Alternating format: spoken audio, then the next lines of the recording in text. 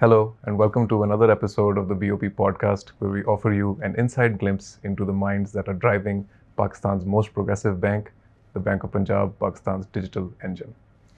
Today, it is my distinct pleasure to welcome on the podcast someone who has not just witnessed the evolution of Islamic banking in Pakistan, but has been one of the forces that have built it from the ground up. Please join me in welcoming BOP's head of Islamic banking, BOP's chief of Islamic banking, Mr. Umar Iqbal Sheikh. Umar Saab, thank you so much for taking the time. Thank you so very much. Thank you so very much. So before we dive into the evolution of Islamic banking, let's have a look at your personal life, the man who spearheaded this movement. Sir, before this podcast, off the camera हम बात कर रहे थे, आपने mention किया कि उर्दू की significance कितनी है generally. Would you want to shed some light on that? हाँ ज़रूर. First of all, I would like to thank you for this very loaded introduction.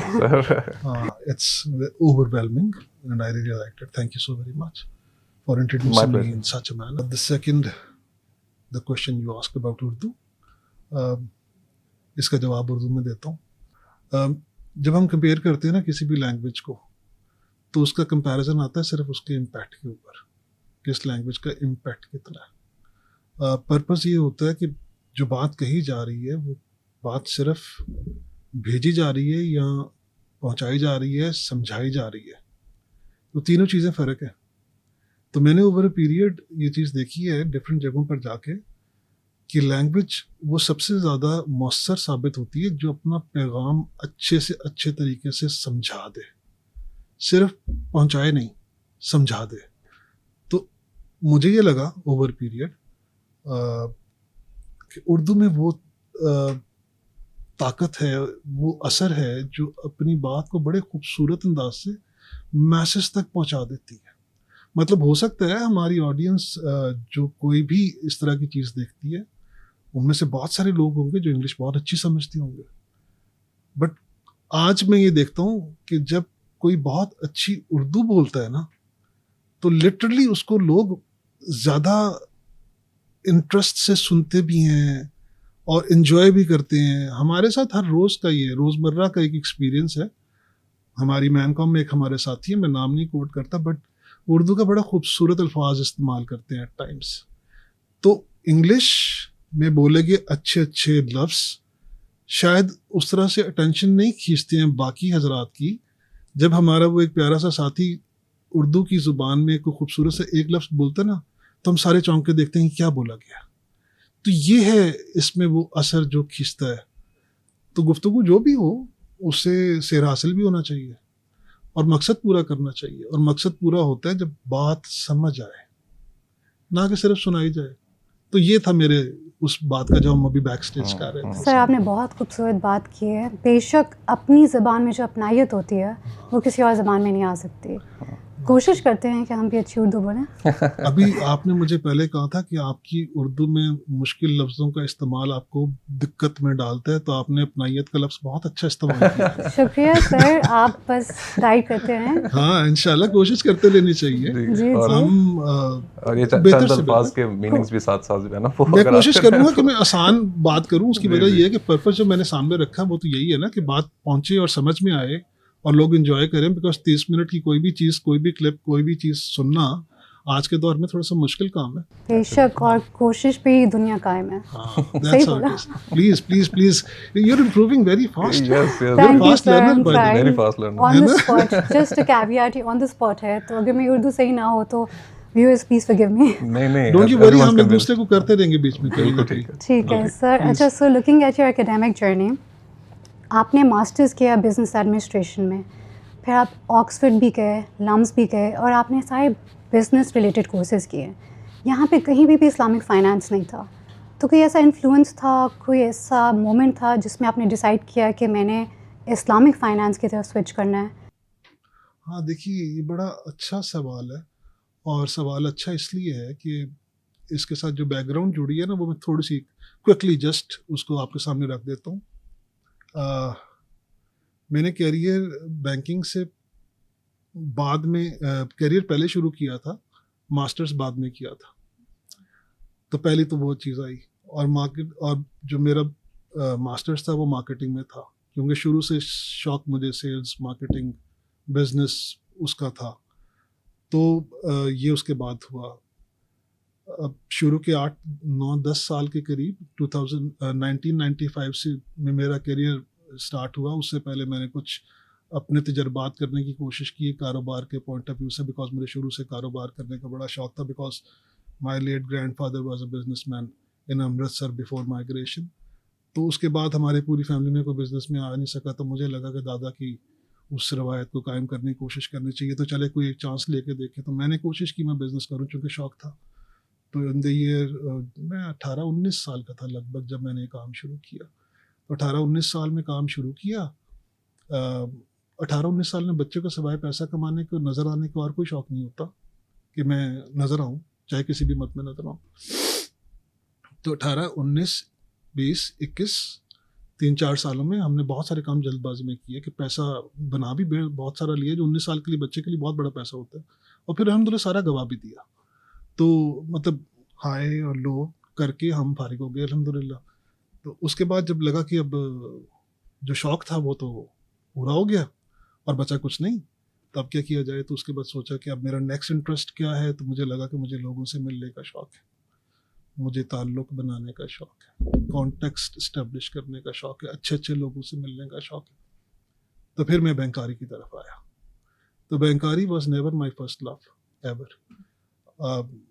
Incidentally आ गया। अगर कारोबार में 2-4 साल और टिक जाता और सही चलता तो शायद नौकरी में नहीं आता, नॉट बैंकिंग, मतलब जॉब की तरफ शायद मैं नहीं आता, बिकॉज जॉब का माइंडसेट था नहीं। हर इंसान का अपना एक माइंडसेट है ना, मेरा तरह थोड़ा सा ओपन है, बहुत रिस्ट्रिक्टेड रहना मेरे लिए मुश्किल हो जाता है। जिस तरह भी आप नोटिस करेंगे अगले 30 मिनट में कि मैं आपके साथ इस पॉडकास्ट में भी ना रिस्ट्रिक्टेड रह नहीं पाऊंगा। कई जगह पे बाउंड्रीज और लाइंस को मैं हिलाऊंगा, तो आप मुझे कोई इशारा कर देना जहाँ से मैं वापस आ जाऊंगा। But this is how it is. इशारा ये होगा आपसे कि कीप गोइंग, कीप गोइंग। तो ये हुआ। उसके बाद जब मैंने जॉब शुरू कर दी, तो जॉब मैंने बताया कैसे आ गया। जॉब में आने के बाद मुझे लगा कि खाली ग्रेजुएशन के साथ ये जॉब नहीं हो पाएगी। तो फिर मैंने मास्टर्स करने की ठानी कि चलो अब मास्टर कर लिया जाए। तो जब उस वक्त मुझे एमबीए करना था, मैं जॉब छोड़ के एमबीए करना नहीं चाहता था, बिकॉज पीछे एक बैकग्राउंड बन चुकी थी ना कि सक्सेस और फेलियर घर वालों की तरफ से बाकी भी, तो वहाँ पर ये हो नहीं सकता था। तो मुझे मल्टीटास्क करना था कि जॉब के साथ मुझे एमबीए भी करना था। तो उस वक्त में लम्स भी ऑफर नहीं करता था और कोई और इंस्टीट्यूशन भी इवनिंग एग्जेक्टिव एमबीए ऑफर नहीं करता था सिवाय एक पाक अमेरिकन इंस्टीट्यूट के। तो मैंने उसको ज्वाइन कर लिया और फिर हम 2.5 साल सुबह 7 से रात 2 बजे तक चले, दोनों चीज़ों को साथ लेते तो मास्टर्स वैसे पूरा किया। और जो 2 इंस्टीट्यूशंस आपने और मुझे इसके बाद गिनवाए हैं, that was only the greatness of my great institution, जहाँ की मुझे अपॉर्चुनिटी मिली कि मैं एक अच्छा सा कोर्स करने ऑक्सफोर्ड भी गया, 2-3 कोर्सेज करने लम्स में भी गया। वो those were not my initiatives, those were my institutions initiative for me, for which I am very grateful to my institution. तो ये वहाँ से हुआ। तो यहाँ तक तो हमारी पढ़ाई की कहानी ख़त्म हो गई। तो उससे आगे करियर है, उसमें अगर कोई सवाल आप पूछो, वरना मैं चल पड़ूँगा। तो बेसिकली आपकी जो नेचुरल स्ट्रेंथ्स थी वो आपको लेके आई बैंकिंग की तरफ। नेचुरल स्ट्रेंथ और इवेंट लाए बैंकिंग में। देखिए ना, जब आप एक काम कर गुजरते हो और उसमें नफ़ा नुकसान आपके सामने आ जाता है, तो फिर आप बैठ के ये सोचते हो ना कि व्हाट नेक्स्ट, अब और क्या कर सकता हूँ। तो ज़िंदगी तो गुजारनी है ना, कहीं रुक तो नहीं जाना आपको। तो मुझे उस वक्त लगा कि मेरा दूसरा इंटरेस्ट ये है कि मैं लोगों से मिल लेता हूँ, मैं लोगों से बात अच्छी कर लेता हूँ, अपनी बात सुना लेता हूँ, समझा लेता हूँ, लफाजी हमारी ठीक है। तो उस वक्त में 95-96 में मुझे बैंकारी एक अच्छा प्रोफेशन लगा, जहाँ मुझे लगा कि यहाँ मैं सर्वाइव कर लूँगा, तो हम उसमें आ गए। तो बैंकिंग में तो हम ऐसे आए। तो सर फिर बैंकिंग में तो आप आ गए, बैंकिंग से इस्लामिक बैंकिंग का शिफ्ट जो था उसको अगर आप कुछ वर्ड्स में बता दें तो। अच्छा, अब तो मुझे लगेगा कि मैं इंतहाई कोई सस्पिशियस किस्म की कहानी, बट मेरी ज़िंदगी में बहुत सारे काम जो है ना, बहुत सारी घटनाएं जो घटी हैं, वो इवेंट्स, घटनाएं घटने का मतलब है इवेंट्स हो जाना।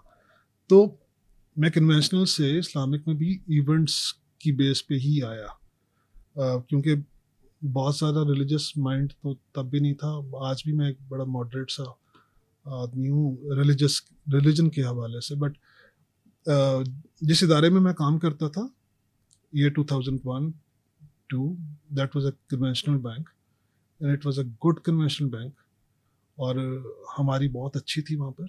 हम बिल्कुल अपने बड़ों के बड़े पसंदीदा भी थे, काम भी अच्छा कर लेते थे, और जो हमारे ज़िम्मे था बेचना वो हम बहुत अच्छा बेचते थे। तो 2-3 साल मेरे साथ रिपीटेडली एक ही इवेंट हुआ, और वो इवेंट क्या हुआ कि मैं हर साल का बेस्ट एम्प्लॉय डिक्लेयर होने से 5 दिन पहले, जब मुझे अनऑफिशियली इन्फॉर्म किया जाता था कि Umar Sheikh, you are going to be the best employ of the bank this year, हम थोड़ा सा खुश होना शुरू ही करते थे। तो कोई काम ऐसा हो जाता था हमारे से कि वो चीज़ रुक जाया करती थी। फॉर एग्जाम्पल क्या हो जाता था कि मुझसे फर्स्ट ईयर मेरे साथ ये हुआ, तो मैं मैनेजर ऑपरेशन था उस वक्त एक ब्रांच का, तो मेरे से एक अकाउंट कोई गलत अनफॉर्चुनेटली खुल गया, तो वो सारी चीज़ वहाँ रुक गई। दूसरे साल सेम थिंग रिपीटेड कि 5-6 दिन पहले मुझे बताया गया that again you are going to be the best employ of the bank. 850-900 उस वक्त एम्प्लॉयज़ हुआ करते थे उस इदारे के, तुम बेस्ट एम्प्लॉय होने जा रहे हो। मैं फिर बहुत खुश होने लगा। तो अल्हम्दुलिल्लाह फिर हमारे साथ कोई ऐसा इंसिडेंट फिर हो गया कि हम फिर नहीं हो पाए। तब मुझे थोड़ा सा चीज़ ने ट्रिगर किया कि देयर इज समथिंग रॉन्ग। ये तो नहीं हो सकता ना, आप सारा साल मेहनत करते हो, काम करते हो, सारे काम ठीक हैं, पसंदीदा भी हो अपने बड़ों के, और डिलीवर भी कर रहे हो, टारगेट्स भी पूरे कर रहे हो, और सब कुछ हो रहा है, तो फिर ये कैसे होता है कि अचानक आखिरी मोमेंट पे जाके तुम्हें वो कप दिखा के तुमसे वापस ले लिया जाता है? तो मुझे लगा देयर इज समथिंग रॉन्ग। तो वहाँ मेरी सोच में चीज़ आई, और फिर एक छोटी सी हदीस कुदसी थी, वो मेरी नज़र से गुजर गई। तो उसके बाद मुझे लगा कि यार अब मुझे शिफ्ट करना चाहिए, शायद मुझे ये कन्वेंशनल बैंकिंग नहीं करनी चाहिए, शायद ये मुझे कुदरत से इशारे आ रहे हैं बार बार कि भाई तुम कुछ और कर लो। तो that was the thought. Influence किसी इस्लामिक में, I don't want to be, मतलब मुनाफिकत नहीं करना चाहता हूँ कि मैं गलत बोलूँ कि मैं बहुत दीन की किसी उस चीज़ में या उस चीज़ में मैं इस काम पे आया। हुआ मेरे साथ एक्चुअली ये था। और इस्लामिक बैंकिंग से रिलेटेड जो ट्रांसफॉर्मेशन मेरी पर्सनैलिटी में आई, वो इस्लामिक बैंकिंग में आने के बाद आई, पहले नहीं था। इन्फ्लुएंस होके मैं इस काम में नहीं आया था। आया इसलिए था कि जब मैं उस नहर से पहुंच गया कि यार अब ठीक है, कन्वेंशनल बैंकिंग नहीं करनी, कुछ और कर लेंगे, किसी और बिजनेस में वापस चले जाते हैं। तो किसी बड़े ने बताया कि वो इस्लामिक बैंकिंग लॉन्च हो रही है, तो तुम वो क्यों नहीं देख लेते हो? और फिर वो मेरा राब्ता इरफान सदीकी साहब से हुआ। देन हम उसकी पायनियर टीम के शामिल हो गए। दिस इज हाउ इट वैसे अल्लाह के इशारे थे जो आपको सही पाथ पे ले आए, and look where you come now. हाँ, अल्लाह करे ये ऐसा ही हो। हमारी तो यही हमेशा से सर, अभी भी आपको कोई डाउट है अपने सक्सेस के ऊपर? अच्छा सवाल, फिर से अच्छा सवाल, ये बार बार अच्छा सवाल कर रही है सर, इसलिए रखा है। डाउट नहीं है। डाउट इस बात पे नहीं कि काम ठीक है या गलत है या सही है या उतना सही है जितना हम समझ के आए थे या नहीं आए थे या व्हाटएवर। क्या हमने इसको सही तरीके में डिलीवर किया, इस पे शक है। वो जो डाउट वाला एलिमेंट तुमने फौरन से पहले पिक किया ना बेटा, वो डाउट इस चीज़ पे है कि जो लवाजमात थे इस काम को करने के, क्या उसका हक अदा हुआ हमसे? क्योंकि आने के बाद जो समझ आया वो ये समझ आया कि बड़ा काम है, और बड़े काम के लवाजमात भी बड़े होते हैं। तो हम कमज़ोर से लोग हैं, पता नहीं हम वो डिलीवर कर पाए, पूरे नहीं कर पाए, वो हक अदा कर पाए, नहीं कर पाए, तो वहाँ पे थोड़ा बहुत आता है।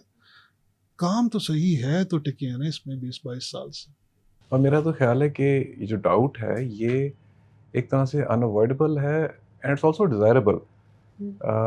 इंसान को थोड़ी सी एंग्जाइटी में ही रहना चाहिए कि क्या मैं, am I doing the best that I can, am I living up to what I'm supposed to be living up to। थोड़ा सा वोल्टेयर भी कहता है ना, वो एक थिंकर है फ्रेंच, कि doubt is uncomfortable but certainty is ridiculous. तो ये तो उसके आगे तो फिर डाउट ही बेहतर है। अब ये तुमने भी अच्छा सवाल कर दिया। सर्टेनिटी एक्चुअली इज नॉट वो ridiculous, it is dangerous. Because अगर आप किसी चीज़ के बारे में सर्टेन ही हो गए तो फिर पीछे क्या रह गया? मतलब फिर तो कुछ करने का, उसको फर्दर एक्सप्लोर करने का तो कोई आपके पास कोई वजह ही नहीं ना रहेगी, अगर आप सर्टेन ही हो गए कि हाँ दिस इज़ द एंड। वो जिस तरह मुझे याद पड़ता है कि मेरे एक प्रेसिडेंट थे, उनके कमरे में लिखा हुआ करता था कि everything settles in the end, and if it is not settled it is not the end. तो ये तो चीज़ लिखी पड़ी है ना कि आखिर में जाके सब कुछ सीख हो ही जाना है। तो अगर उस आखिर तक पहुंचने का जो पूरा पीरियड है उसमें आपको थोड़ी बहुत अनसर्टिनिटी नहीं है, थोड़ा सा शक नहीं है, थोड़ा सा आपको ये नहीं लग रहा कि कमी रह गई है कहीं, तो आप बेहतर से बेहतर करने की कोशिश ही नहीं करेंगे ना। आपको लगेगा कि बस दिस इज इट, हो गया। Exactly. हाँ। तो थोड़ा सा रिवाइंड मैं करना चाहता हूँ, प्लीज। ये हदीस का बताइए जरा, इसका मेंशन करें। ओके, अच्छा मुझे नहीं लगता था तुम इस तरफ आओगे। हदीस जो थी ना वो एक्चुअली हदीस कुदसी है एक। ओके। उन्हीं दिनों की बात है जिन दिनों हमारे साथ ये हुआ कि हम आसमान पे चढ़ाए गए, फिर नीचे गिर पड़े, अचानक बेस्ट एम्प्लॉय से कहीं पर भी नहीं रहे। तो मैं नमाज पढ़ने के लिए एक मस्जिद में गया, और मस्जिद से मैं निकल रहा था, इशा की नमाज हुई ना, तो मैं उस मस्जिद से निकल रहा था, तो अचानक मेरा पाँव स्लिप किया, तो मैं थोड़ा सा, वो 2 स्टेप थे उस मस्जिद के, मैं नीचे गिर गया। तो मैंने एक हाथ से पकड़ के दरवाजे को, तो खड़ा हुआ तो एक कतबा लगा था उस दरवाजे के ऊपर, एक पोर्ट्रेट, एक लिखावट, एक राइटिंग, एक स्टेटमेंट लिखी हुई थी किसी पेपर के ऊपर, और उस पर लिखा था हदीस कुदसी। और हदीस कुदसी क्या थी कि अल्लाह फरमाते हैं, हदीस कुदसी जो अल्लाह फरमाते हैं, अल्लाह फरमाते हैं कि एक मेरी चाहत है और एक तेरी चाहत है, होगा वही जो मेरी चाहत है। हाँ, अगर तूने सपुर्द कर दिया खुद को उसके जो मेरी चाहत है, तो मैं तुझको अता करूँगा वो जो मेरी चाहत है और वो भी जो तेरी चाहत है। और अगर कहीं तूने मुखालफत कर दी उसकी जो मेरी चाहत है, तो मैं तुझको थका दूंगा उसमें जो तेरी चाहत है, और फिर होगा वही जो मेरी चाहत है। जब मैंने ये पढ़ा तो मैं दोबारा से बैठ गया। तो मैंने कहा ये तो मैं समझ नहीं पा रहा था कि ये तो चाहतों का मैच पड़ा हुआ है, कि कुछ और चाहा जा रहा है और हम कुछ और चाह रहे हैं, और उस चाहत में उसकी चाहत हमेशा जीतती चली जा रही है। तो उस दिन मुझे लगा कि जो मैं कर रहा हूँ शायद वो ठीक नहीं है, या जिस तरह से कर रहा हूँ शायद वो ठीक नहीं है। इतनी समझ उस वक्त थी नहीं, टू बी ऑनेस्ट, कि मैं ये जज करता बैठ के कि यार जो काम मैं कर रहा हूँ कन्वेंशनल बैंकिंग, यार मैं बहुत अच्छा बैंकर था उस वक्त भी, और बहुत अच्छा परफॉर्म कर रहा था। मतलब ये नहीं था कि मैं खुदा न खास्ता किसी फील्ड में फेल हो रहा था या कामयाबी नहीं मिल रही थी तो मुझे इसलिए उसको छोड़ के कुछ और करना था, ऐसी कोई रीज़न थी नहीं पीछे ना। तो इसलिए जब आप किसी फील्ड में कामयाब होते हैं ना, तो फील्ड भी आपको पकड़ के रखती है, आपको आसानी से जाने नहीं देती है। तो उस वक्त मेरे लिए उसको इसलिए नहीं छोड़ना था कि मैं वहाँ पर, मैं तो बहुत अच्छा जा रहा था ना। लेकिन फिर जब आपको इशारा मिले और फिर कोई ऐसी चीज़ आपकी नज़र से गुजर जाए, तो फिर इंसान अगर ना सोचे तो फिर आंखें बंद कर लेने से तो फ़ायदा नहीं है ना। तो उसको यही लगा कि चलो अभी इतनी उम्र नहीं बढ़ गई हमारी, हम चांस ले ही सकते हैं। तो हम, अच्छा टू बी ऑनेस्ट, पहला थॉट ये था कि मैं बैंकिंग छोड़ के कुछ और करता हूँ। तो इस्लामिक बैंकिंग तो अल्लाह की तरफ से कहीं से घूम के पहुँच गई मुझ तक। वरना एक सेठ साहब के सामने मैं इंटरव्यू देने बैठा हुआ था किसी नौकरी का, बहुत बड़ी फर्म के अंदर। तो उन्होंने मुझे कहा कि तुम ऐसे क्यों करने जा रहे हो, अगर तुम्हें बैंकिंग स्किल्स अच्छी हैं तो तुम ये काम क्यों नहीं करके देखते हो। तो इस तरह ये शिफ्ट मेरी आई टुवर्ड्स इस्लामिक बैंकिंग।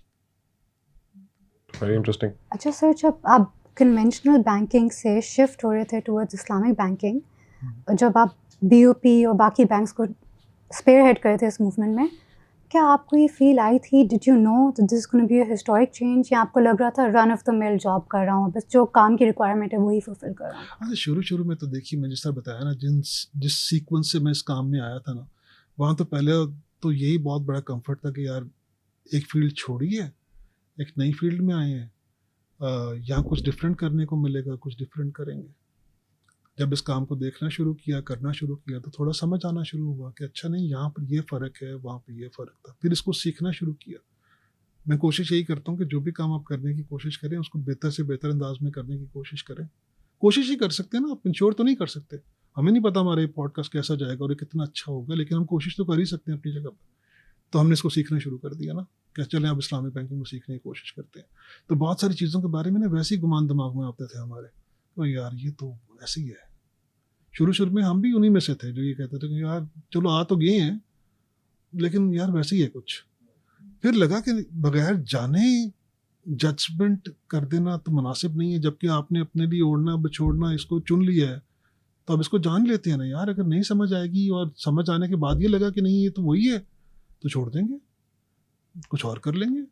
तो इस नीयत से जानने की कोशिश शुरू कर दी कि चलो लेट्स एक्सप्लोर करें ना यार, हम जो कर रहे हैं वो ठीक भी है कि नहीं है, तो उसको थोड़ा जानने के लिए आपको सीखना पड़ा तो समझ आनी शुरू हो गई। तो फिर ये लगा कि अगर ये ठीक होगा ना तो इसके कुछ डिफरेंसेस लाइफ में नज़र भी आएंगे फिर। अच्छा, ये हमने खुद से अपने लिए ना एक चेकलिस्ट बनानी शुरू कर दी, अगर ये काम ठीक होगा तो इससे ये होगा, फिर ये होगा। ये सारी दुनिया कहती है बरकत आनी शुरू हो जाएगी, तो पहले तो बरकत ही नहीं पता थी बरकत किसे कहते हैं। तो पहले यार बरकत कैसी आएगी, और जब बरकत आ जाएगी तो बरकत हमारी ज़िंदगी में क्या रोल प्ले करेगी। ये सारे सवालात ना उस वक्त हमारे बिल्कुल एक नामौलूद किस्म के, नामौलूद न्यूली बॉर्न आपकी सोच, तो उसमें ये सारी चीज़ें आती थी कि कैसे होगा। तो खैर समझना शुरू किया, सीखना शुरू किया, अनवारात भी नज़र आने शुरू हो गए, आउटकम्स भी नज़र आने शुरू हो गई, रिजल्ट्स भी नज़र आने शुरू हो गए। मतलब अगर मैं इसको बहुत रिस्ट्रिक्ट करूँ ना सिर्फ बैंकिंग फील्ड के हवाले से ही कि इस्लामिक बैंकिंग का इम्पैक्ट इन बैंकिंग फील्ड, तो वो सारे दरवाजे जहाँ पर हम कन्वेंशनल बैंकिंग में बहुत टकरे मारते थे, नहीं खुलते थे, वो यहाँ पहली ठोकर पे खुल जाते थे।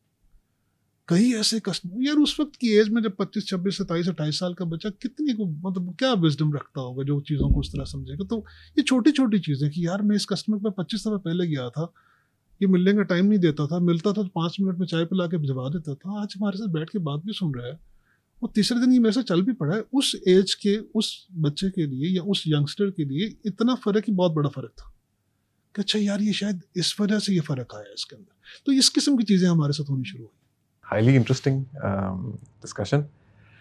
बल्कि अलमिया तो ये है कि ऑफ कैमरा हमारी ज़्यादा इंटरेस्टिंग कॉन्वर्सेशन हो रही है versus on camera. So let's pivot to your career in BOP, specifically उसके बारे में बात करते हैं। एज वी नो ये तकवा जो ब्रांड है ये आपने क्रिएट किया 2014 में, आपने इसको लॉन्च किया and it has grown exponentially from 7 branches to now 200 plus branches. 200 अरब से ज़्यादा के एसेट्स हैं इसके। सस्टेन्ड सक्सेस देखने को मिल रही है इस फील्ड के अंदर। क्या इसके पीछे रीज़न है, क्या साइंस है इसके पीछे? Walk us through it please. अच्छा, अगर इसको मैं बहुत सादा सी ज़ुबान में बयान करूँ ना, तो जिस तरह आपने इस सवाल को फ्रेज़ किया उससे मुझे ये फीलिंग आई कि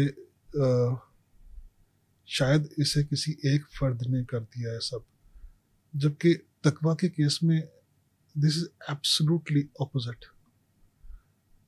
तकवा अगर किसी एक फ़र्द वाहिद की वजह से बनना होता तो शायद बनता ही नहीं, क्योंकि एक कन्वेंशनल इदारे में इस्लामिक सेगमेंट का स्टार्ट, उसे लेके चलना, उसके अपने लवाजमात हैं, उसकी अपनी चीज़ें हैं। बिकॉज आप एक बहुत बड़े इदारे के अंदर, एक बहुत सक्सेसफुल इदारे के अंदर एक नया सेगमेंट लॉन्च कर रहे हो, उसको उस इदारे के तमाम स्टैंडर्ड्स को मीट करना है, कामयाबियों को मीट करना है, जिस पेस पे वो इदारा चल रहा है, जिस पेस पे वो इदारा परफॉर्म कर रहा है, उस पेस को मैच करना है। तो बहुत सारे challenges apart from the difference of 2 different business segments, बहुत अपनी जगह पे एक चीज़ एग्जिस्ट करती है।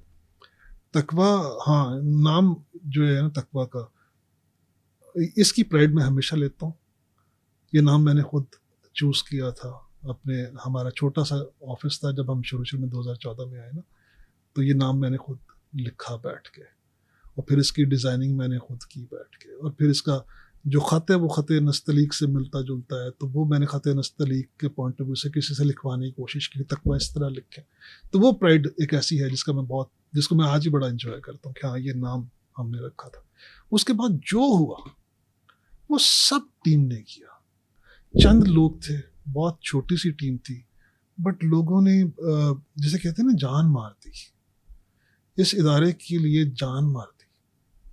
उसमें कई लोग हमारे साथ कुछ अरसा चले, कुछ ज़्यादा अरसा चले, कुछ लंबा अरसा चले, कुछ आज भी हैं, बट सब ने अपनी अपनी जगह पे इतना कंट्रीब्यूट किया हुआ है, जिनकी ज़रा सी कंट्रीब्यूशन को भी अगर मैं टोटल इस यूनिवर्स ऑफ तकवा उसमें से निकालूँ ना, तो शायद वो ये बुर्ज गिर जाएगा। किसी एक की कंट्रीब्यूशन भी माइनस नहीं हो पाएगी। तो हमने क्या किया, जो हमेशा से मेरा करने का अंदाज़ होता है, मैं अपनी टीम के साथ उनके लेवल पे मिल जाता हूँ बस चीज़ों को लेके। इसका मुझे फ़ायदा भी होता है, इसका मुझे नुकसान भी होता है। फ़ायदा ये होता है कि मैं अपने आप में ये फील करता हूँ कि मैं अपनी टीम के साथ हूँ हर जगह पे, हर मेहनत में, हर तरह की मुश्किल का फेस करने में। और नुकसान ये होता है कि एट टाइम्स उनको आदत पड़ जाती है कि अब ये ऐसे ही चलेगा। और हर चीज़ हमेशा के लिए नहीं होती है ना, आपको फेजेस में जाके चीज़ों को कुछ चीज़ों को बढ़ाना पड़ता है, कुछ चीज़ों को कम करना पड़ता है। तो कहीं कहीं वो फ़र्क आता है। फिर जब आप थोड़ा स्टेप बैक करके आते हो ठीक है, अब आप लोग अपनी अपनी पोजीशन को संभालो और आगे चलो, हम कुछ और देखते हैं साथ साथ में, तो वहाँ पे कभी कभी उसको उस तरह से वेलकम नहीं किया जाता। तो एट टाइम्स फिर इन चीज़ों का आपको थोड़ा सा आता है। बट तकवा is a true example of 2-3 things. One is unparalleled commitment, a consistent approach towards doing something different, or last but not the least, our our commitment towards cause was one thing, and the second was the commitment toward our own customers. क्योंकि customer को लेके आना for a newly born segment in a big institution is different and at times very difficult, क्योंकि एक ही shop में customer को बहुत pamper किया जा रहा है, बहुत उसका रख रखाव है, उसकी कस्टमर सर्विस के स्टैंडर्ड्स डिफरेंट हैं, और एक छोटे सेगमेंट में उसको उस तरह से मैनेज करना, मेंटेन करना, देखभाल करना वो एट टाइम्स मुश्किल हो जाता है ना। रेट्स नहीं प्रोवाइड कर पाते हो, सर्विस उस तरह दे, तो कस्टमर की तरफ जुट जाना और उसको लेके चलना, मुझे लगता है ये 2-3 चीज़ें थी। मेहनत तो सभी लोग करते हैं, बहुत सारे कामों में होती है। हाँ, और दूसरी बात ये, चूँकि हम इस्लामिक बैंक से उठ के आए थे ना, मैं और मेरे शुरू के चंद हवारी जो हैं, हम सारे लोग इस्लामिक बैंक से उठ के आए थे, तो हमारे लिए एक फ़र्क था, एक फुल फ्लेज इस्लामिक बैंकिंग से आके एक सेगमेंट में काम करना। बट एक मज़ा था कि मार्केट में जो लोग और काम कर रहे हैं, एक थोड़ा सा ओवर कॉन्फिडेंस भी था अनफॉर्चुनेटली कि हम कहीं कुछ से हम बेहतर हैं तो हम इसको बहुत बेहतर चलाएंगे, और जिस तरह का इस्लामिक बैंकिंग विंडो हम बनाएंगे ये अल्फलाक की तो नहीं होगी, ये तो किसी और, सॉरी मैंने नाम ले लिया इदारे का, बट तो हमें ये बहुत था कि यार हम बाकियों की निस्बत जो विंडो बनाएंगे ना वो बाकियों से बहुत डिफरेंट होगी। और डिफरेंट क्या होगी, नंबर्स नहीं होंगे, नंबर्स तो होंगे ही, बिकॉज हमारा ओवर पीरियड ये बन गया है कि इस काम के अंदर आप मेहनत करें तो आपको मैनीफोल्ड रिजल्ट आते हैं। दिस आप मुझसे पूछ रही थी ना कि व्हाट इज द बरकत एलिमेंट एंड ऑल दैट, तो जो क्वांटिफाइबल बरकत element which we could identify was कि आप जो मेहनत करते उसका पूरा पूरा समर मिल जाता था, कभी कभी ज़्यादा ही मिल जाता था। कि अगर आपने कोशिश की है कि आपको एक एक्स अमाउंट ऑफ बिलियंस पे पहुंचना है और आपने पूरी दयानतदारी से मेहनत की है उस एक्स अमाउंट तक पहुंचने की, तो ultimately end of the day आप वाई पे पहुंच जाते थे। तो हम सारे बैठ के सोचते थे कोशिश तो एक्स की गई थी, वाई पे कैसे पहुंचे, तो वहाँ समझ आती थी अच्छा ये मेहनत पे बरकत का एलिमेंट यहाँ पर यूँ आता है। तो मैं अक्सर एक जुमला बोला करता था जो बाद में कई लोगों ने मेरा मजाक भी उड़ाया कि उमर साहब कहते हैं कि हमें क्या भी मदद आती है, तो भाई आती थी तो हम कहते थे ना, वरना अपने आप को कौन डायल्यूट करता है। वहाँ हम हर चीज़ का क्रेडिट खुद ही ले लें कि हाँ जी सब मैंने किया, हमने कर दिया। हम जिसका जो ड्यू क्रेडिट था वो पास ऑन करते थे। हम कहते थे यहाँ तक हम करते हैं, यहाँ से आगे कोई और कर देता है आके, तो हम उसको एक्नॉलेज करते थे कि हाँ कभी मदद आती है हमें, और हमारे काम अल्लाह कर देते हैं आसानी से। हमने बहुत छोटी टीम के साथ बहुत लंबा अरसा बहुत मेहनत करके बहुत सारे काम किए, लेकिन वो क्या ultimately end of the day जाकर आपको लगता है हमने नहीं किए हैं, हम कर ही नहीं सकते थे शायद, वो करवा लिए गए हमसे, तो कुछ इस तरह से बना।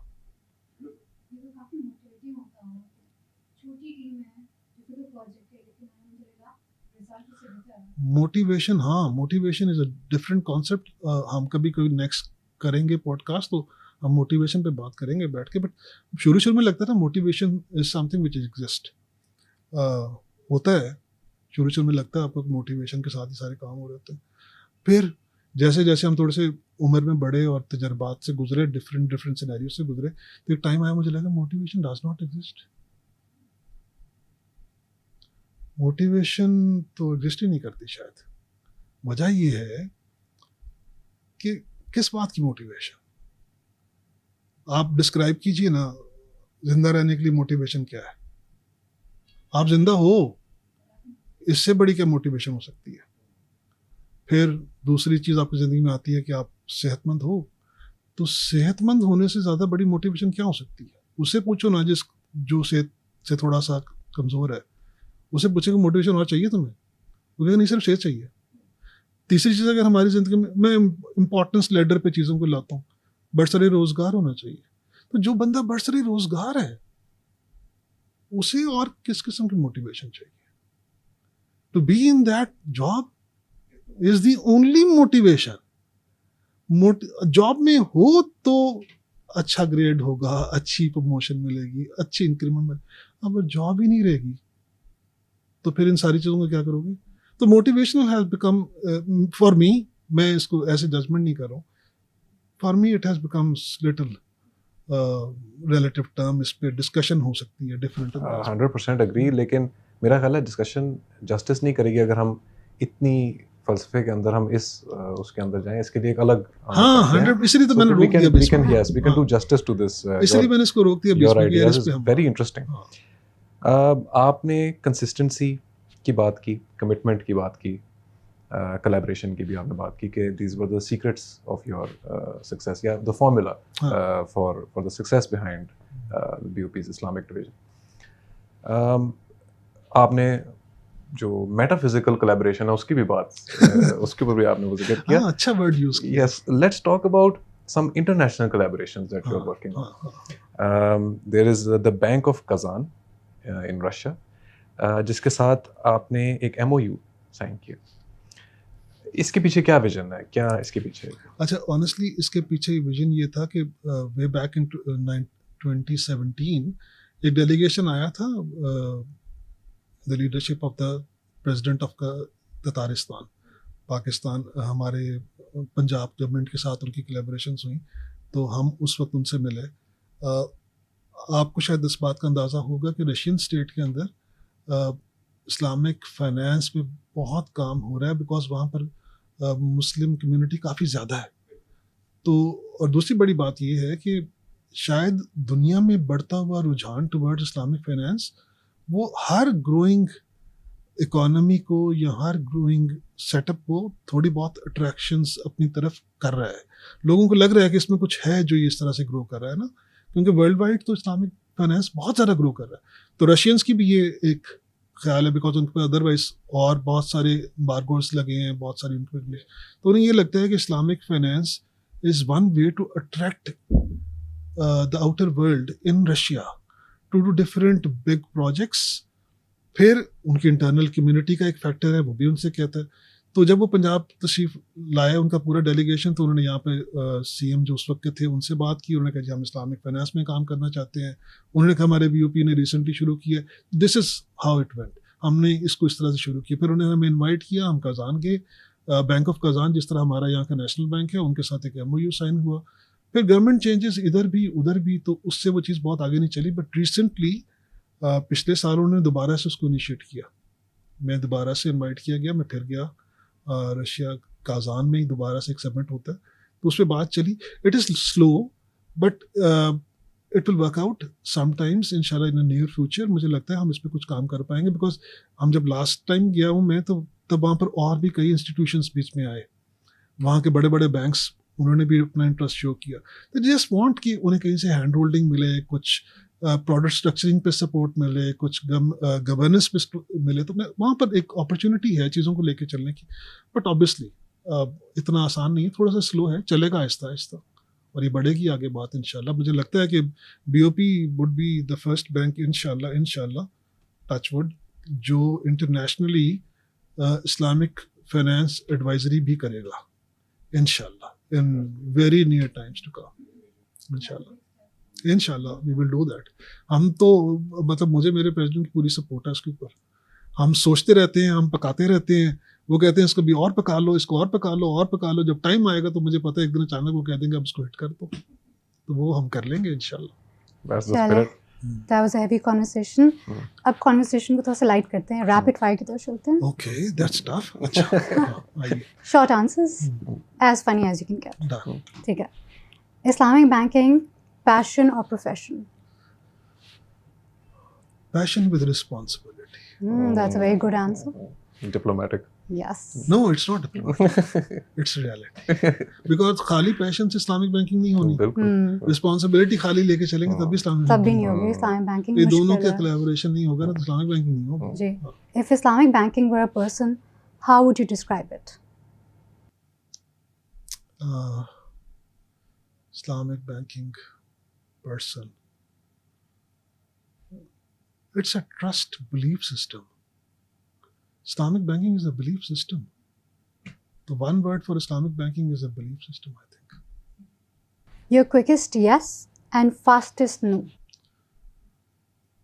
Quickest yes for learning is a yes. And fastest no.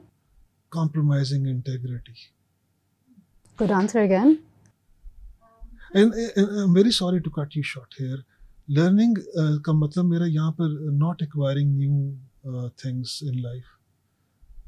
In my age right now and with the experience over 3 decades, I have recently learned a new thing, that learning about new things to add up or acquire them in life, there is a far more important phenomena of a cousin sister of learning is to eliminate certain things from your life, to unlearn things you learned in past couldn't serve the purpose and couldn't support you well enough. You should unlearn them. So I'm referring to that learning here. So taqwa is your brainchild. Can you shed some light on the meaning of taqwa? तकवा का मतलब है मानने वाले. मानने वाले. मानने वाले. तकवा का मतलब है मुत्तकी. तकवा निकला है मुत्तकी से, और मुत्तकी है गायबाना डरने वाला. जो इसका लफ्ज़ी मतलब है वो है गायबाना डरने वाला, जो इस सोच से हट के डरे कि मुझे कोई देख रहा है कि नहीं देख रहा. तो मुत्तकी से तकवा है, और मतलब और स्पिरिट पीछे है डरने वाला. One buzzword in banking you're tired of hearing. आज तो नहीं खैर उस तरह से. हाँ, मुझे हमेशा से टाइमलाइंस ब्रीच करना बहुत बुरा लगता था, हमेशा से ही. और अगर कोई साथी मेरा मुझे कह देता था कि टारगेट्स को देख लेते हैं, ये शायद हो नहीं पाएंगे, तो बहुत ही बुरा लगता था. तो कुछ इस किस्म की चीज़ जो टाइमलाइंस को रिवाइज कर लें या टारगेट्स को रिवाइज कर लें, इस तरह की कोई टैगलाइन. अब बोलते तो अल्हम्दुलिल्लाह किसी को पता था तो लिखता ही कोई नहीं था, लेकिन अगर कोई लिखता तो शायद बहुत बुरी लगती. If your team described you in one word, what would it be? तो वही जो मैंने पहले बातों बातों में तस्करा किया था ना, जो मुझे लगता है टाइम्स बहुत बड़ी सपोर्ट है, बहुत मतलब बहुत बड़ा प्लस भी है लेकिन नेगेटिव भी है. I am at times very supportive to my people. मुझे लगता है कि मेरे लोगों को ऐसा लगता है कि मैं उन्हें सपोर्ट करता हूँ, और फिर मुझे ये लगता है कि कभी कभी मैं ज़्यादा सपोर्ट कर जाता हूँ, which is at times. So I think lenient would be the word. Lenient? Not at all. Not at all. Lenience के अंदर आप कॉम्प्रोमाइज़ कर जाते हो स्टैंडर्ड्स के ऊपर. सपोर्ट में नहीं करते हैं. सपोर्ट में आप सही चीज़ को सही लेके चलते हैं और गलत चीज़ को उसी तरह से ख़त्म करते हैं जिस तरह करना ज़रूरी होता है. तो सपोर्ट इज़ डिफरेंट. मैं लोगों को सपोर्ट में ये ज़रूर कह सकता हूँ कि जहाँ तुम्हें लगे कि यहाँ पहुँचने के बाद तुम्हारी बस हो जाती है, वहाँ से आगे मैं तुम्हें हेल्प कर दूंगा. लेकिन ये नहीं हो सकता उसे बोलूँगा तुम यहीं तक करो जहाँ तक तुम कर सकते हो. वो है लीनियंस. पहुँचना वही है जहाँ पहुँचना है. So you're firm in that. ये नहीं होगा कि जहाँ पहुँचना है वहाँ नहीं पहुँचना. हाँ, अगर वहाँ पहुँचने में कोई लिमिटेशन आ रही है, थोड़ी सी हिम्मत में कमी है, थोड़ी सी एफर्ट नहीं हो पा रही है, मैं वहाँ सपोर्ट कर दूंगा ना. चलो थोड़ी सी हिम्मत मैं दिखा देता हूँ, थोड़ी सी सपोर्ट मैं कर देता हूँ. पहुँचना वही है. टारगेट नहीं हम कम कर सकते. आपकी टीम बहुत लकी है. You sound like a very good boss. I don't think so. क्योंकि टीम्स जो है ना वो हमेशा एट अ फेस यार 50% ऑफ द टाइम्स लोग लकी होते हैं, 50% टाइम लोग लकी नहीं होते. किसी को आप में कोई चीज़ बहुत अच्छी लग रही होती है, किसी में आपको कोई चीज़ बुरी लग रही होती है. ऊपर से एक वो भी कहते हैं ना, दूर के ढोल सुहाने होते हैं. हाँ, वो भी देखो. मैंने अपनी बातों में वो एक लाइन छेड़ दी ना कि टारगेट या टाइमलाइन मैं पीछे खींच के लाता नहीं हूँ. और मेरे सब साथियों को ये पता है, किसी भी मद में जो भी काम मैं कर रहा हूँ, क्योंकि पता है कि उसने बोल दिया कि मुझे ये काम इस वक्त तक हो जाना चाहिए, तो उस काम के होने की उस टाइमलाइन से 1 घंटा पहले तक उनके पास ये अपॉर्चुनिटी खुली है कि मेरे पास आएँ और बोलेंगे घंटे के बाद की टाइमलाइन हो नहीं पाएगा, इसको 3 घंटे एक्सटेंड करते हैं. हम ग्रेशियसली कर देंगे. लेकिन वो घंटा गुजर जाने के बाद अगर आप आए और आपने कहा कि ये काम नहीं हो पाया, तो फिर मुश्किल है. इससे बड़ी लेवरेज क्या हो सकती है कि आप घंटा पहले आए बोले यार 1 घंटे के बाद की टाइम लेना नहीं हो पाएगा, 3 घंटे एक्सटेंड कर दो. उस घंटे पे आके नहीं आप कह सकते कि यार अब ये काम नहीं हो रहा। हाँ, फिर वो अनप्रोफेशनल हो जाता है। अनप्रोफेशनल बिहेव, दूसरा ये that you taking things for granted. For granted, absolutely. ठीक है. The funniest misconception people have about your job. That Islamic banking is my job is Islamic banking as of today, but मैं अपने आप को Islamic banking से पहले banker कहता हूँ, बिकॉज आप बैंकर हो तो आप इस्लामिक बैंकर बन सकते हो। अगर आप बैंकर नहीं हो तो फिर आप इस्लामिक बैंकर नहीं बन सकते। मतलब आप बैंकर ही नहीं हो तो बैंकिंग कैसे कर रहे हो? तो इस्लामिक बैंकिंग तो बहुत डिफरेंट चीज़ है। सर यहाँ पे मैं आपको कहूँगी, जो आपने ऑफ द कैमरा शुरू में बात की थी, एक स्टीरियोटाइप आपका है इस्लामिक बैंकिंग का, वो आप शेयर करना चाहेंगे व्यूअर्स के साथ? काफ़ी इंटरेस्टिंग था। इस्लामिक बैंकिंग का परसेप्शन पॉइंट ऑफ व्यू से, हाँ, लोगों को शायद ये गुमान गुजरता है कि इस्लामिक बैंकिंग करने वाले लोग तारिक दुनिया हो चुके हैं, ये रिलीजन में अपने आप को गुम कर चुके हैं, इनको चोगे पहन लेने चाहिए लंबे लंबे, और लंबी लंबी इनको मतलब पगड़ियाँ पहन लेनी चाहिए, विच इज़ अनफॉर्चुनेट। मेरा ये ख्याल है कि ये अच्छा, and to be very honest, ये इम्प्रेशन यहाँ हमारे मुल्क में है।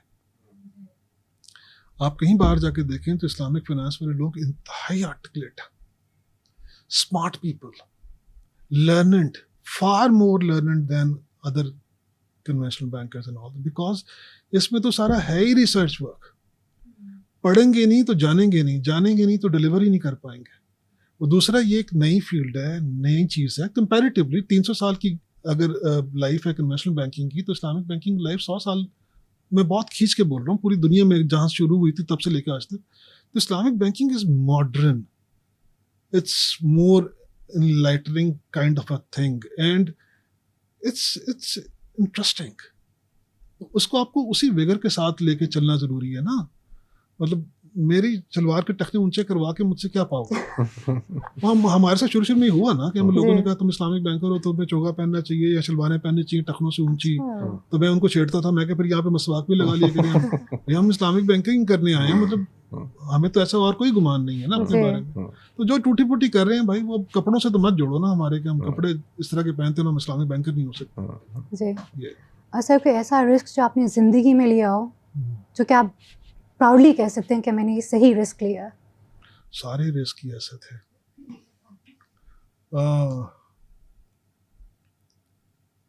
बेतहाशा थे। हाँ, तुम्हें क्या दिया जा सकता है वो बता देता हूँ।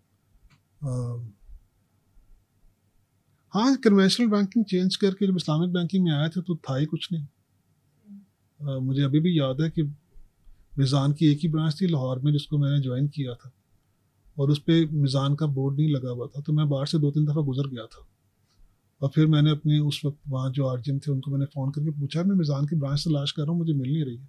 तो उन्होंने कहा मैकडॉनल्ड्स के साथ दूसरी तीसरी जगह। तो बाहर जाकर देखा तो इतनी तख्ती पे मिज़ान बैंक लिखा हुआ था। तो वो मिज़ान बैंक था जिसको मैंने ज्वाइन किया था वे बैक 2003-04 में। तो उस वक्त जाने के फ़ौरन बाद अचानक लगा था कि यार ये तुम्हें जो ज़हन में ख्याल आए थे अपनी नौकरी के बारे में, तुमने तो लगता है कोई नई प्रोफेशनल खुदकुशी टाइप की चीज़ तो नहीं कर ली है। तो शुरू में ऐसे होता था, हमारी बहुत बड़ी ब्रांच थी, हम अकेले ही बैठे होते थे उसके अंदर, तो तब ये लगता था कि बहुत बड़ा रिस्क ले लिया, बट अल्लाह का शुक्र है कि दैट पेड ऑफ। काफ़ी बोल्ड रिस्क था ये, बहुत बड़ा। और उसके बाद भी मैंने ऐसे ही लिया। जो बैंक इस्लामी वाला था तब भी एक ही मैं पर्चे पे इस्लामिक बैंकिंग का अपॉइंटमेंट लेटर लेके आया था, पंजाब में एक ब्रांच भी नहीं थी, तो सब अपने हाथ से दोबारा से वो भी लगता था रिस्क, और फिर आदत सी पड़ गई रिस्क। ठीक। सो कॉर्पोरेट लाइफ में तो ईमेल्स हर वक्त आती रहती हैं, कोई एक ऐसी ईमेल जिसका सब्जेक्ट लाइन पढ़ के आप कहते हैं कि यार ये नहीं, I don't want to see this? अगर बॉस की तरफ से आई हो तो उसका डिफरेंट है, अगर आपकी किसी सबऑर्डिनेट ने लिखी है तो वो डिफरेंट है। किसी सबऑर्डिनेट का बता दें तो वो कोई मुझसे ये ना बोले कि ये नहीं हो पा रहा। भाई होने के कई तरीके हैं ना होने का सिर्फ एक ही तरीका है कि आपने सोच लिया कि ये नहीं हो पा रहा। होने के बारे में जब सोचना शुरू करेंगे तो उसके 10 तरीके निकल आएंगे। अगर आपकी अपने विजडम से नहीं निकल रहे तो आप किसी से पूछ लो, क्योंकि मेरा ये मानना है कि होने के तरीके होते हैं, आपको सिर्फ कोशिश करनी है कि मिल जाए आपको। Yes. बिल्कुल। If your younger self met you today, what would surprise him the most? उसे लगेगा कि मुझ में इतना पेशेंस कहाँ से आया, उसे लगेगा, वो मुझे पहचान ही नहीं पाएगा कि ये तो वो बंदा ही नहीं। And that's a compliment because जिसने इवॉल्व नहीं किया तो इवॉल्व कुछ और है। हर चीज़ आपको ज़िंदगी में दो तरह से मिलती है, या आप ऑप्ट करते हो या आप पे फोर्स हो जाती है, और जब दोनों की कोलैबोरेशन हो जाए तो फिर एक यूनिकनेस निकल के आती है, और वो यूनिकनेस फिर आपके लिए बर्डन नहीं क्रिएट करती। जिस तरह अब का पेशेंस जो मुझे लगता है मैं कर लेता हूँ अच्छे तरीके से, मुझे बर्डन नहीं करता ना, आपको मैं इंजॉय करता हूँ। अब जब किसी ऐसी चीज़ पे मुझे पेशेंस करना पड़े तो मेरे अंदर से बहुत मज़े की फील उठ के आती है कि let's do it again, yet again. क्योंकि आपको ये पता है ना कि अब हर उस चीज़ के बाद एक आसानी है, हर मुश्किल के बाद। कुरान में अल्लाह ने कहा ना, इन्ना माल उसरी युसरा फइन्ना माल उसरी युसरा, कि मैंने एक मुश्किल से दो आसानियाँ जोड़ी हैं। तो हम जैसे लोग जो ज़िंदगी में तजर्बात करते करते एडवेंचर करते करते 90%, 70%, 80% सही गलत की मैच में रहते हैं, उन्हें कोई उम्मीद तो बाकी रह जानी चाहिए ना कि ज़िंदगी में कुछ ना कुछ कर ही लेंगे। तो वो उम्मीद फिर आपको वहाँ से मिल जाती है कि मुश्किलें आएंगी तो आसानियाँ भी आएंगी। Very उम्मीद पे powerful. दुनिया कायम है, यही सोच अगर लोगों की हो जाए तो आधे मसले खत्म हो जाए। हाँ. मेरा तो ख्याल है शायद। your younger self would ask you where you got that jacket. It's Yes. beautiful. अब मैं से कहूँगा this is designer. Right. So wonderful rapid fire round. Yes. Very inspiring. We Thank didn't go you. into it with this expectation, but here we are. Thank you. Sir let's pivot back to हमारा एक बड़ा theme है यहाँ पे। हम excellence के बारे में जितना जान सकते हैं अपने elders including yourself and your colleagues, उनसे हम कोशिश करते हैं। एक जो एक्सटर्नल वैलिडेशन की सोर्स है वो स्टेट बैंक के अवार्ड्स हैं जो स्टेट बैंक देता है एक्सेलेंट परफॉर्मेंस के लिए। आप और आपकी team best public sector bank for Islamic retail banking का अवार्ड जीत रही है पिछले 3 consecutive years. Please shed some light on what is driving this success. मेरा ये ख्याल है कि तकवा का मार्केट एक्सप्रेशन है। एक तकवा का मार्केट एक्सप्रेशन ये है कि we do serious banking, we are more prone towards doing right things right way. ये एक एक्सप्रेशन है, और this expression is supported by our actions, because कोई भी transformation without action is nothing, zero. Action है, ट्रांसफॉर्मेशन की skill या spirit नहीं है तो कहानी खत्म। और अगर आप ट्रांसफॉर्मेशन में जा रहे हो और उस पर एक्शन ही कोई नहीं हो रहा तो फायदा कोई नहीं है। तो expression is always has a solid background. मेरा यही मानना है सिर्फ कि हम बाकी मार्केट की अगर विंडोज़ को देखें और बाकी, क्योंकि हमारा विंडोज़ के साथ ही कंपैरिजन होगा ना। We do not compare ourselves with Meezan bank, with bank Islami, with Dubai इस्लामी।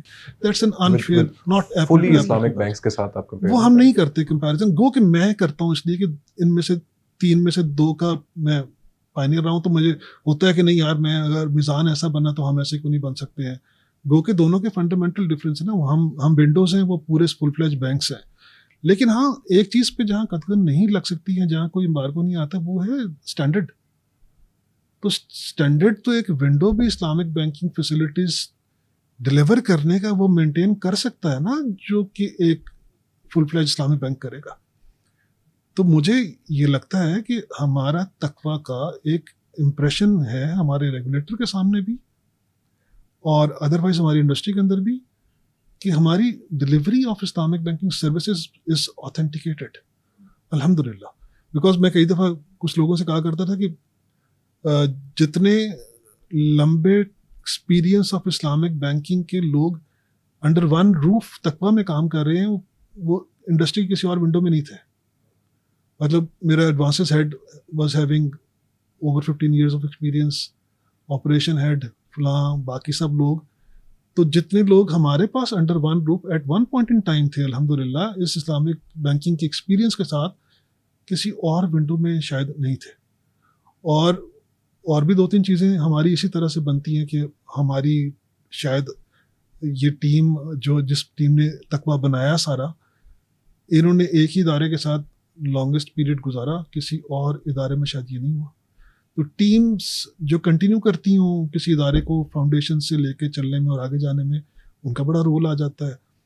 फिर इदारे ने हमें संभाल कर रखा, हमें सपोर्ट किया, हमें बढ़ने में मदद दी। मुझे आज भी याद है 100 ब्रांचेस की इनॉग्रेशन मैंने जब जफर साहब से करवाई एक जगह पर, तो उन्होंने वहीं खड़े होकर अनाउंस कर दिया कि अगले 2 साल के अंदर तो ये 200 कर देंगे। तो ये विजन तो एक प्रेजेंट से आ सकता है ना, आपको नीचे से तो नहीं आता। उनको कुछ लगा होगा कि ये शायद कर सकते हैं तो शायद कर देंगे, फिर उन्होंने जो कहा वो हमारे प्रेजेंट के साथ माशाल्लाह वैसे भी है, जो कहते हैं वो 90% हो जाता है, तो वो हो गया। तो वो एक स्पिरिट काम को लेके चलने की, उस तरह से मेरा ख्याल है कुछ वो है इसमें। इंडिविजुअल्स नहीं थे कहीं पर भी, कुछ और ही है।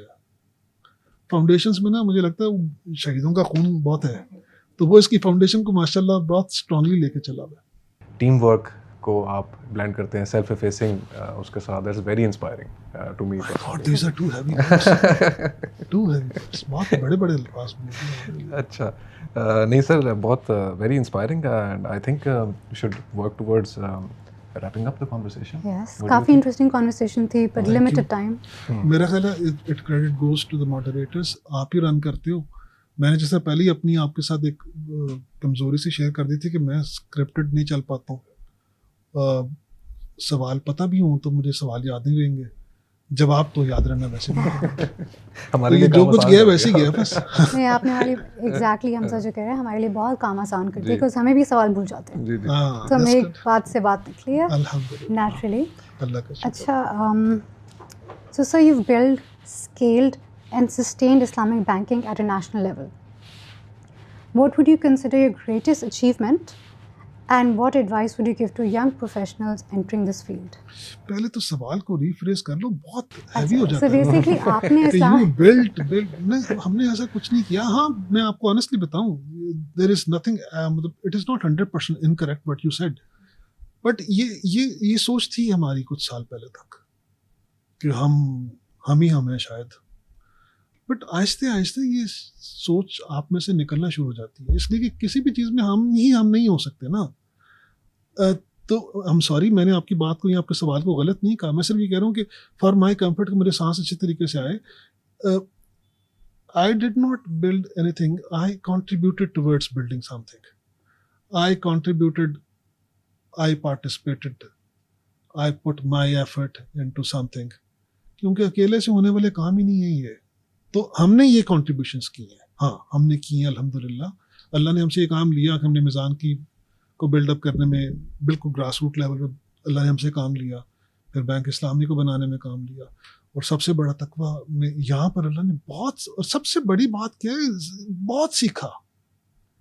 मतलब बैंकारी क्या सीखते हैं हम, बैंकारी तो हम शायद जो थोड़ी बहुत आती है वही होगी ना, लेकिन उसके अलावा इतना कुछ सीखने को मिला कि कभी कभी तो ये सोचता हूँ बैठ के कि इस किस्म की सिखावट का तो मैंने कभी सोचा भी नहीं था कि हमें इस किस्म की सिखावट की अपॉर्चुनिटीज मिलेंगी, क्योंकि अल्टीमेटली तो सीख ही काम आनी है ना, सही या गलत जो भी होगी, तो वो है उसमें थोड़ा सा। तो जो यंग प्रोफेशनल्स हैं, जो यंग प्रोफेशनल्स के लिए मैं सिर्फ एक ही बात बोलना चाहता हूँ कि अपने काम को ईमानदारी से करने की कोशिश करें, क्योंकि कोशिश ही की जा सकती है। अगर उन्हें लगता है कि कोई चीज़ वो ठीक कर रहे हैं तो एक्सटर्नल वैलिडेशन का इंतज़ार मत करें। Don't ask for permissions all the time, it pulls you back. You are always dependent on others to say yes to something you think that is right. तो इससे आपके अपने अंदर की जो एक पर्सनैलिटी में एक निखार सा आता है ना, कुछ नया कर जाने का, कुछ नई अटेम्प्ट करने का, वो थोड़ा सा डाइल्यूट होना शुरू हो जाता है। If you know something is right, then do it. External validations are okay, but in different scenarios, not always. खुद को unnecessary arguments में मत फंसाएं, फजूल किस्म की गॉसिप्स में वक्त ज़ाया मत करें। ज़्यादा बोलते रह जाना या ज़्यादा बोलना आपके लिए कोई तारीफ के लायक क्वालिटी अब नहीं रही उस तरह से। खामोशी बहुत बड़ी क्वालिटी बनती चली जा रही है। अच्छा बोलें, अच्छा सोचें, हर चीज़ में अच्छा देखने की कोशिश करें, बुरे की तरफ मत घुसें। मतलब बुराई अच्छाई आपको हर जगह पे कंबाइनली मिल जाती है यार, but try to focus on the goodness of things, not on the bad part of it. One very very serious lesson, stop complaining. Because I turned 53 10-15 days back.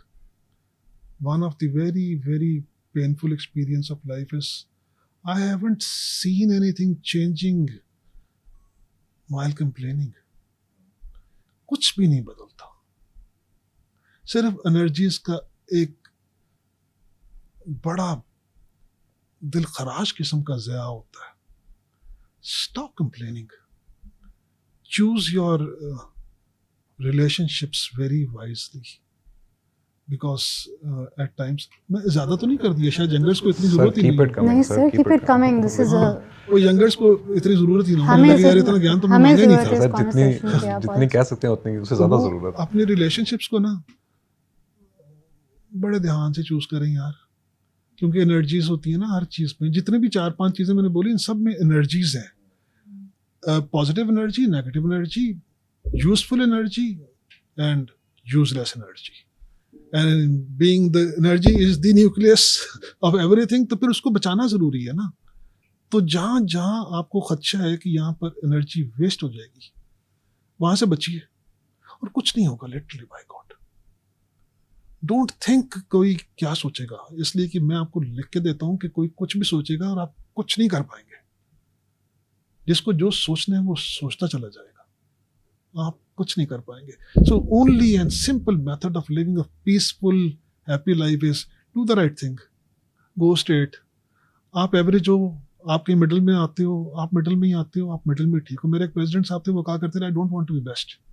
मैं बेस्ट होना ही नहीं चाहता, I want to be somewhere in the middle. तो उनसे हम पूछते थे सर हम मर जाते हैं मेहनत कर करके, आप ऐसा क्यों कहते हैं? उसलिए कि अगर तुम किसी दिन बेस्ट होगे तो उसके बाद क्या करोगे. तो I just want my team to have that energy, excitement to do different things every day. हर दिन कुछ नया, हर दिन कुछ बड़ा. तो यहाँ तो बहुत जल्दी चीज़ें ख़त्म हो जाती हैं ना. तो फिर आप नया क्या करेंगे? तो रिलेशनशिप अच्छा चुनें, कंप्लेन मत करें, काम दयानतदारी से करें, ऑनेस्ट रहें, इंटेग्रिटी पे कॉम्प्रोमाइज़ बिल्कुल मत करें, बाकी हर चीज़ पे कॉम्प्रोमाइज़ कर लें. Last, don't live in the past, you can't change it. Memories will kill you before your death comes. And don't be anxious about the future. That anxiety will be very harmful. आपकी energies को चाट जाएगी. वो 4-5 काम अगर किसी को समझ आ जाए तो अच्छी बात है, नहीं आएंगे तो 50-55 के बाद अपने आप आ जाएंगे. बेसिकली अंदर आप किबला सीधा रखो, बाकी अल्लाह पे छोड़ दो. देखिए अल्लाह पे तो छोड़ के हमने इतना छोड़ दिया कि अब वो भी ये सोचता रह जाता है कि सारा कुछ मुझ पे ही छोड़ दिया था, तो मैंने तुम्हें यहाँ क्यों भेज दिया? कुछ तो तुम्हें भी करना था ना. तो वो मैं अक्सर कहता हूँ कि वो हमें देख के हंसते होंगे ऊपर बैठ के कि वाह सुभान तेरी शान है हजरत इंसान. मतलब जो काम तुम्हारे जिम्मे लगाया था तुमने वो भी मेरे जिम्मे लगाया. तो वो अपनी जगह पर है, लेकिन मेरा ज़ाती गुमान ये है कि हजरत इंसान को अशरफुल मखलूक़ात ऐसे थोड़ा बना दिया गया. कुछ चीज़ें हमारे जिम्मे हैं, हमारे जिम्मे जो चीज़ें उनमें से 2-3 चीज़ें आसान पकड़ लीजिए, मुश्किल चीज़ें सारी छोड़ दीजिए. आसान चीज़ें, दूसरों से प्यार कीजिए, ख्याल रखिए, किसी को नुकसान पहुँचाने की दानिस्ता नादानिस्ता कोशिश मत कीजिए. जितनी बड़ी तबाही इस काम के पीछे आती है, दुनिया में किसी और काम के पीछे नहीं आती. और आखिरी चीज़, आपको किसी बड़े की कई बात अगर वक्त पे समझ आ जाए ना, तो आप दुनिया के सबसे खुशकिस्मत इंसान है. और अगर नहीं आए तो डोंट गेट डिसहार्टेड. 50 के बाद सब समझ आ जाता है. होता सिर्फ ये है कि तब तक ट्रेन छूट चुकी है. बिल्कुल. So if anyone wants a crash course, then take notes. ये जो अभी आ रहा है. पता नहीं. मैंने इसी तरह कहा ना कि हर एक को ज्ञान चाहिए भी नहीं, और हर एक को सब नहीं चाहिए जो आप देना. नहीं sir, wise words, very powerful. And so नबूवत भी 40 के बाद ही है, ये सब प्रॉफिट्स के ऊपर as much as I know. हाँ, तो 40 के बाद पुख्तगी आती है ना. बिल्कुल. लेकिन कमाल सारे उससे पहले हो जाते हैं.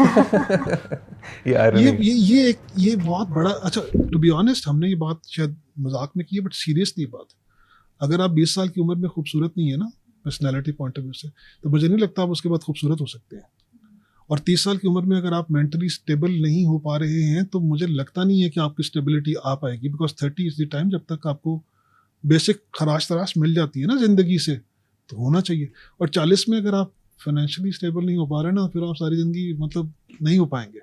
तो 40 का जो एज का, वो अल्लाह ने ऐसे थोड़ा चुना है. बेस तो सारी पीछे से बनने लगती है ना, 40 के बाद तो आप भुगतना शुरू करते हैं। इसलिए मैं कह रहा हूँ ना कि जो बच्चे आज ये चीज़ें सीखेंगे, अगर वो सीख गए तो वो 50 में या 50 के बाद 40 के बाद हमसे बहुत बेहतर होंगे। नहीं सीखेंगे तो डजेंट मैटर, 50 के बाद वो भी यहाँ बैठ के ऐसे ही बोलेंगे जैसे हम बोल रहे हैं। तो सिखावट तो आकर रहेगी जो आनी है। बिल्कुल, और आप जैसे रहनुमा होंगे तो इंशाल्लाह। उफ, फिर देखा मैं मुश्किल लफ्ज़ बोल देता है हमारे, इंशाल्लाह थोड़े कोई बहुत मसला हमें नहीं भी आ होगा। गए हैं। हम कोई सीख ही रहे हैं सीख ही रहे सब, हैं। और सीखते रहना सबसे अच्छा फेज होता है इंसान के सीखना और अनलर्न करना। लिए। बस दैट्स दी, ये देखा की तो उठा गया। Unlearning is most important. खाली हाथ नहीं जा रहे हम यहाँ से। अनलर्निंग करें, वो करना जरूरी है। Okay. So Naheen, I think that was a wonderfully illuminating exchange as It usual. was. Yeah, Thank but all good things must come to an end, sir, as we know. So it's with a heavy heart that I must wind Everything down. settles in the end. Yes, It does. And it is, if it is not settled, it is not it is the not end. the end. It's not the It end. is not the end. Thank you, sir. वक्त निकालने का बहुत बहुत शुक्रिया. शुक्रिया. Thank you for your powerful messages and your very impactful contributions and insights. These were submissions. Yes. We thoroughly enjoyed the conversation. Very useful, very enjoyable, बहुत very शुक्रिया, insightful. बहुत उम्मीद है आप लोगों को भी पसंद आया होगा. Thank you for joining us. Take care. खुदा हाफिज़. Thank you. Thank you so much.